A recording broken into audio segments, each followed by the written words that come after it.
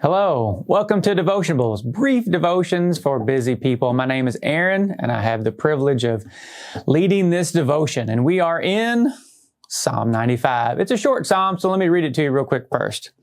Come, let us sing for joy to the Lord. Let us shout aloud to the rock of our salvation. Let us come before Him with thanksgiving and extol Him with music and song.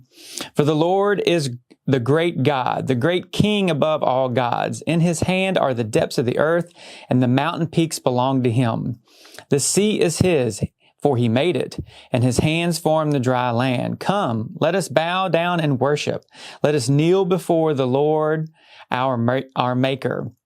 For He is our God, and we are the people of His pasture, under the flock of His care. Today, if only you would hear His voice.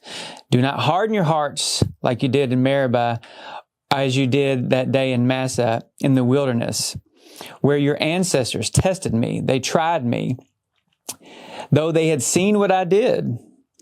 For 40 years I was angry with that generation. I said, they are a people whose hearts go astray. They have not known my ways. So declare an oath in my anger. They shall never enter my rest. Psalm 95, the biggest part of it is worship. That's what it is. And right there in verses 1 and 2, we should worship the Lord by singing and bowing before Him. Worship is such a broad thing, but this one specifically is talking about singing for joy. And there's just nothing better than music, in my opinion. And when you sing, it sets a tone. And it doesn't say sing when things are going good. It doesn't say sing when life's great. It just says to worship, to sing. And verses 3 through 5 start to give us the why. Yeah, let's sing, worship the Lord, but why? Because He is the great King over all. He is the maker of all things. He is this Lord, the Lord over all lords, the King over all kings that created everything, period, everything. And so that's the why. Why do we worship? If only for anything else, He is God, the great God. And because of that, if you jump down to 6 and 7, we should also humble ourselves before God in worship. It says that He is, He's basically our shepherd. We're His flock. We are the sheep. So that right there gives us a picture that we are below. There's never a time when we're going to be equal or above. So at all times when we come and worship, we should come with a humble spirit. We should have a mindset of it is a privilege to get to worship the Lord. Not only is it a joy, not only is it excitement, but we are allowed to. We don't deserve to. There's countless scriptures that let us know that to even be in His presence could be a dangerous thing for us.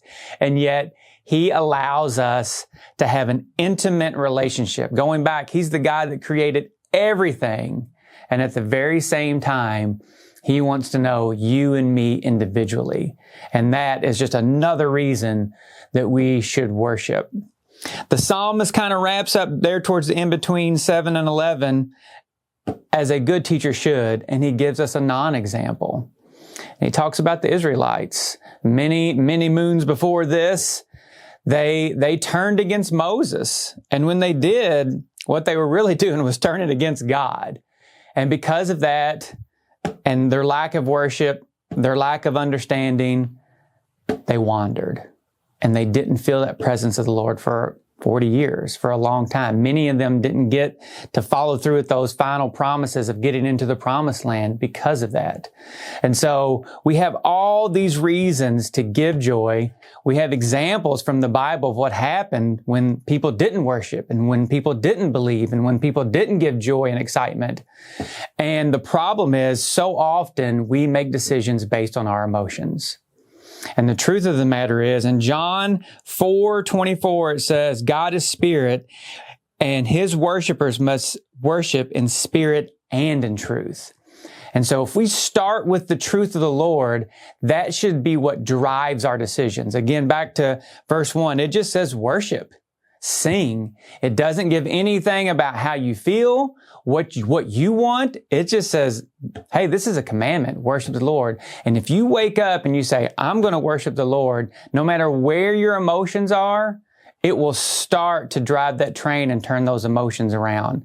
I'm not saying the days won't be hard, but just like with anything, the simplest thing of maybe just going to the gym, the best day to go to the gym is the day you don't want to go. And you feel great about it afterwards. And it's the same thing with the Lord. It's easy to worship the Lord on a good day, but the commandment is worship. And so even on the toughest day, we worship the Lord, and you will see, you start with that truth, the biblical truths, and your heart and your spirit will start to turn, and the emotions will face towards the Lord again. I'm Aaron. This has been Devotionables. Thank you so much for checking in. We'll see you Sunday.